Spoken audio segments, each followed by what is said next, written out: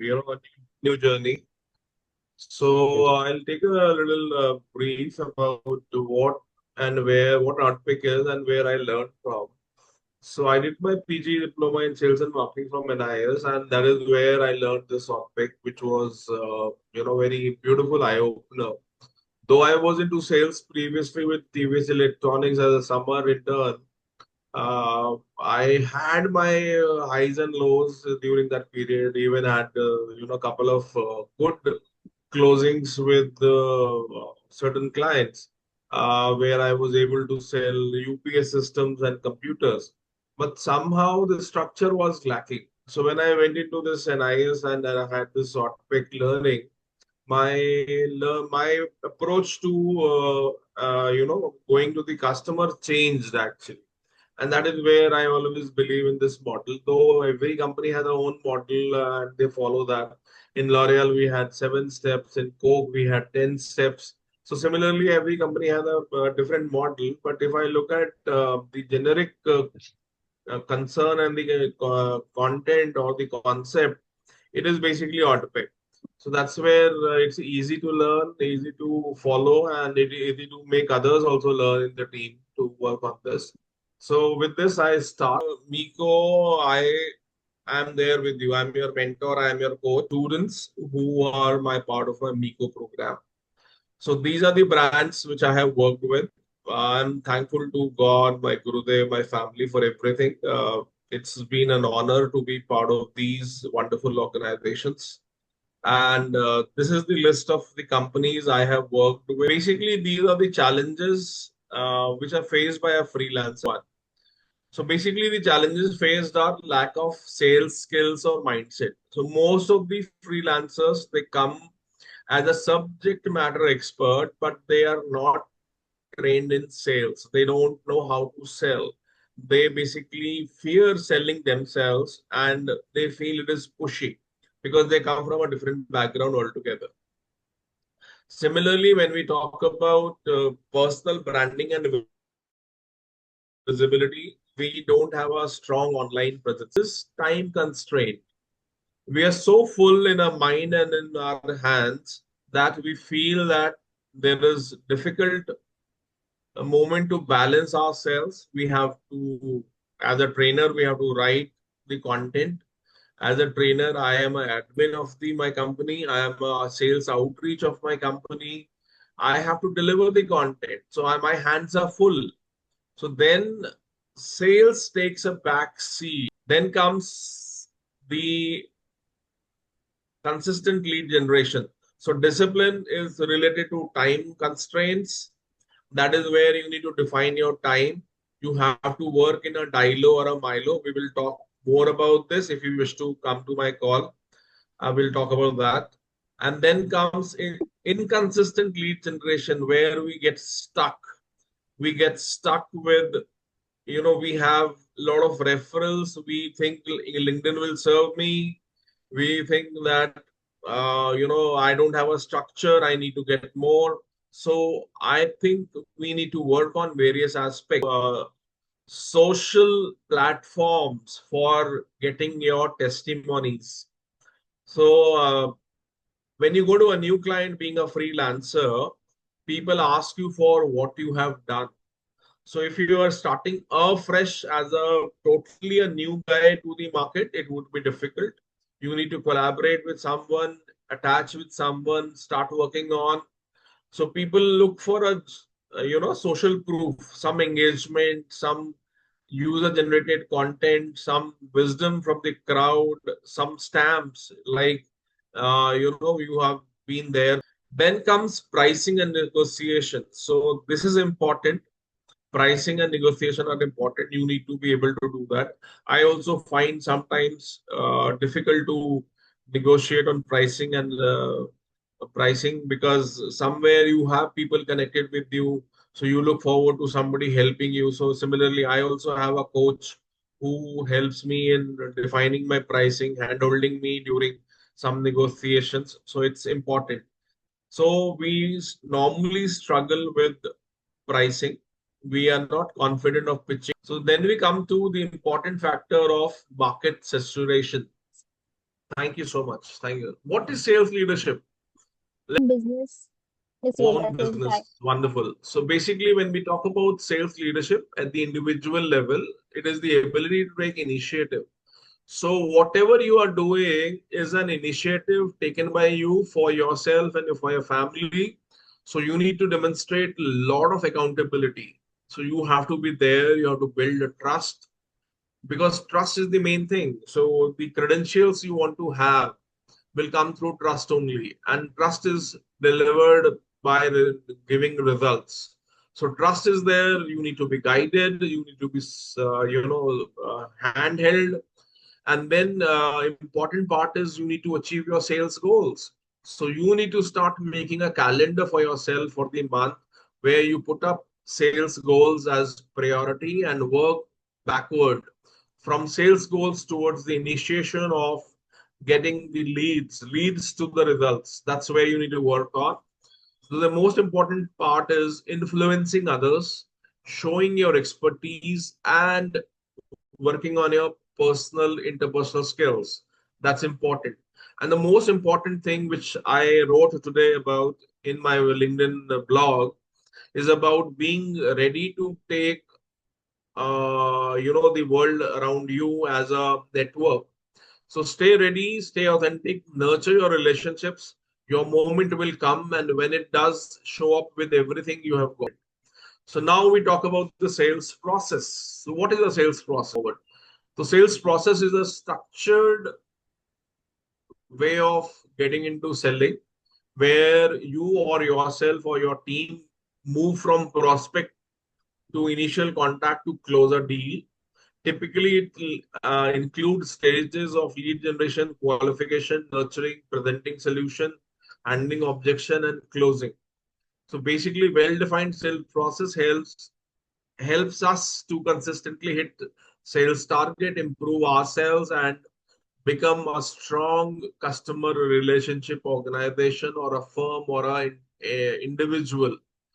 So why do we need a sales process? Efficiency, productivity, consistency, standardization, better customer relationship, data-driven decision making, scalability and growth, and overcoming challenges.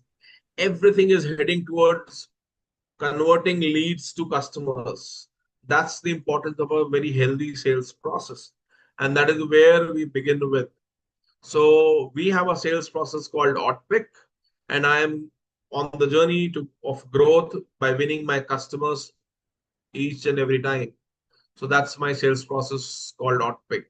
So what does ODPEC starts with? It starts with an opening. Opening is important because that's the starting point of the new relationship. Whether it develops into a great relationship or not, but it's a new relationship. So how would I open the call? The way I responded to any query makes me open the call. There is a concept called 10, 20, 30. So first 10 steps, that is what we call in FMCG, are important. First 20 inches and first 30 words. That's the kind of opening we need. It is important because we have to show up on what we actually need, and that impact lasts for a long time. So it's important to open with a very strong opening. We need to practice that. So if you need to discuss this further, we can chit chat in the group itself and make it further going up. And then when I open, am I talking about the concerns of the customer or the client? Am I talking about them? So we need to have a backward research which should be supported by my understanding, and then creating some opening questions. Sir, what are the kind of challenges you are facing for yourself? That should come in the next level, which is we call about developing the call. So here it is, opening a call effectively involves few elements: a warm and genuine greeting, brief and engaging introduction, and a clear statement of purpose or value proposition. This establishes trust, shows respects to prospects' time, and sets the stage for a productive conversation. So, key elements of a strong call opening are warm and genuine greeting, starting with hello, hi, good time to call you in terms of good morning, good afternoon, good evening. With the prospect's name, you should be aware of the prospect name. And then you give an introduction about yourself, who you are, which company are you coming from, and you need to clearly propose the purpose. So you need to share the value of what you will be bringing in, and then you need to actively listen. That is what sir said. So listening is very important. So listening is not just hearing, it is going beyond that, where you become part of the conversation through your readiness. And that's where the empathy and understanding has to seep in. So acknowledge the prospect's perspective and demonstrate that you understand their needs or challenges. Don't go by your pre-owned judgment or agenda. Understand the customer, take the feedback, and then go forward. We go to the D. D stands for developing the call. So it is important for you to develop the call. So when you are opening the call, you should be ready with your pen and paper. Don't write on mobile. I would not recommend writing on mobile. You should carry a diary and a pen or a notebook where you keep yourself ready with all the questions which are being asked. Whatever you are also saying, you should write down, and on the behalf of that, you should be able to write down what is coming from the customer, because that aspect is important for developing the call. So what I say, for example, I am a banker. I have gone to the customer. I say, sir, I come from HDFC Bank. We have certain accounts which will help you. So his question would be, what kind of accounts you have? Do you have a family account? Do you have an individual account? Do you have a company account? So he has given three clues: family, individual, and company. So you should develop the call based on these three things now. So you can talk about more about what do you understand, sir? What do you mean by a personal account? What do you mean by a family account? What do you mean by company account? Hence, you're getting into a conversation. It is very important to understand the mind of the client, because all the questions need to be answered, and that is where the satisfaction comes in. And that is where, even in spirituality, I also say, when we know all the answers, we believe in मौन. तब हमें मौन धारण करने के लिए भी मजा आता है कि मेरे को सारे आंसर्स मिल गए. जब तक आंसर्स नहीं मिलते हैं, हम भटकते रहते हैं, ढूंढते रहते हैं कुछ ना कुछ. So that's my answer to that.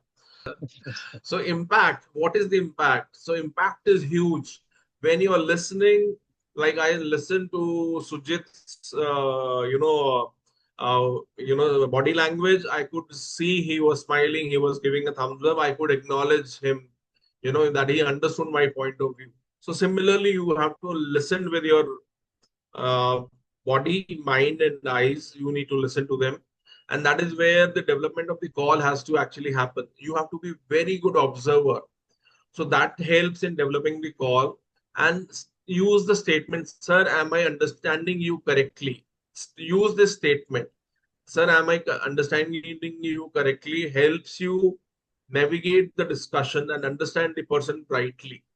And that is where we need to excel in the developing, because probing questions have to be there.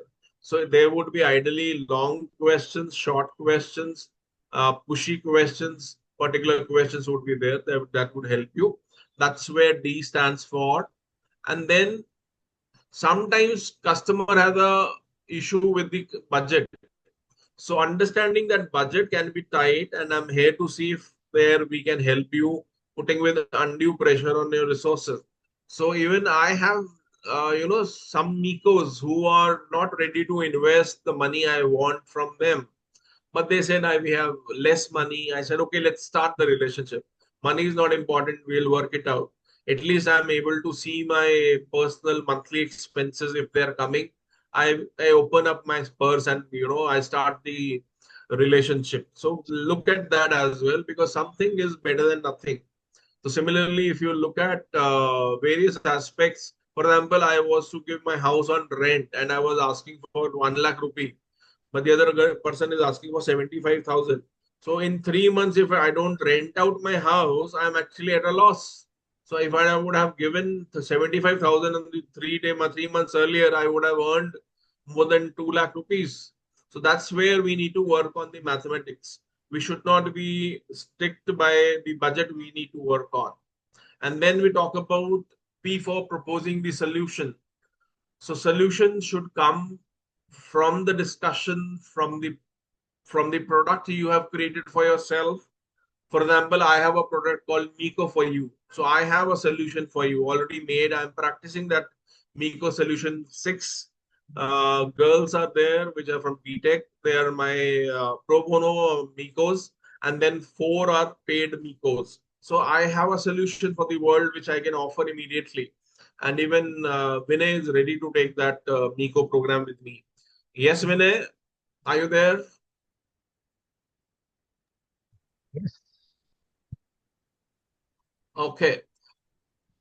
So why proposing is important? Because that is the solution they're waiting for. And when your solution is liked by them, they these people will question you on various things. And that is where the elimination of doubt comes in. So solution will have first objection which they make is basically to empathize with you, acknowledge with you with your concept of solution. Second is that you need to pause and listen to what they are saying, and then reframe the conversation with your value and clarify the objection. That is very important. If you don't clarify the objection, people will not understand what they are saying, because you are judging them by their thought process, not by the questions they have asked, actually put it onto you. And then validate their decision making process. Some people have fast solution making. Some people take a long time, so you need to give them time. You need to be very open, and you need to recalibrate your decision making process, right? So that's where we need to work on. And then closing the call. So that's where the closing the call comes in. You need to offer what you have. People will ask for discount when you are getting into the elimination of doubts. And as you eliminate all the doubts, you come to the closure. So when you close, it is important to give them all the picture. How would it look like? You need to talk about the whatever conversation you had since the call started. You have to make a checklist of all the closing points you want to rephrase. Be sure of your goal for the call, and then keep practicing closing the call. We don't practice closing of the call, so we need to practice that. And that is where you will negotiate and you will work on the responses given by them and close the deal. So that is very important. There has to be some token amount to be taken, or something in writing to be taken to close the call. And you should have a firm handshake, and then look eye to eye, and then close it. So when I close, I am actually starting a new chapter. Then the another discovery happens, which is you are getting a job for next 3 months or 6 months or 2 months or 1 month. And that is how it is important. So confirm your understanding. You need to summarize all the points you have discussed, reframe the value you have aligned with. Prospect needs to be happy, and then you need to encourage commitment. You need to guide your people, guide your team with prompt decision making, and shift the conversation towards action. You should go to the closure and build a strong relationship. Focus on long term connections. Show value to the prospect as a partner, not as a customer. That's where you need to work on. And that's for the day. Thank you so much. Any questions? Thank you so much. Pleasure being with you all. I feel